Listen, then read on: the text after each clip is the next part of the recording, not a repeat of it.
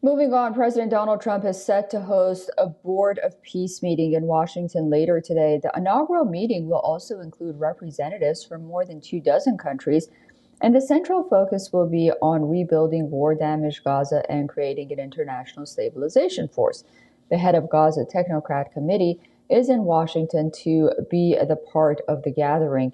Before the meeting, Trump announced that members of the board are expected to pledge about $5 billion for reconstruction.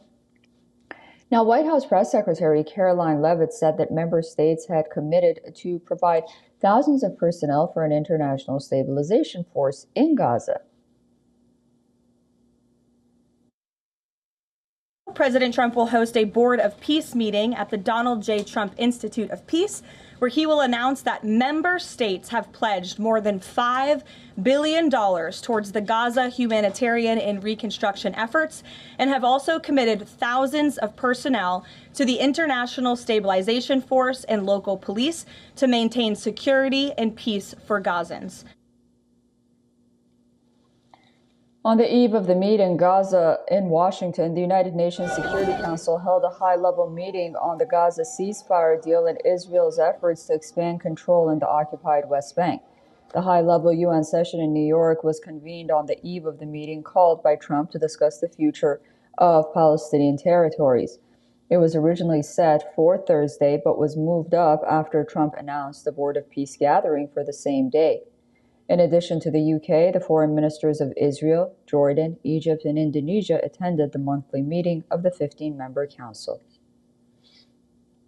Has continued to attack Israeli forces, and over 600 Palestinians have been killed in Israeli attacks since the ceasefire began.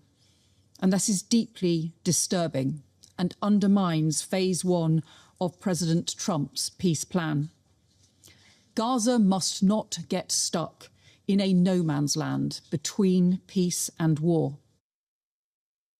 U.S. Ambassador to the UN, Mike Waltz, criticized countries that have not yet signed on to the Board of Peace, saying that unlike the Security Council, the board is walking the talk.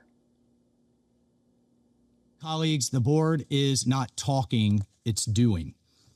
And look, we are hearing the chattering class criticizing the structure of the board, that it's unconventional, that it's unprecedented. Again, the old ways were not working. We had choices of Hamas continuing to control Gaza, an occupation of Gaza, or a new way. Israeli Foreign Minister also questioned the UN's relevance, saying that the global organization has become a center for anti-Semitism. Why has it been infested by an anti-Israeli obsession?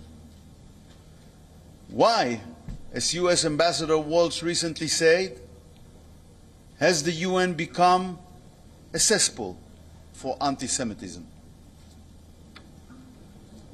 How can it be that the UN is represented by such extreme anti-Semitic and delusional characters like UN Rapporteur Albanese?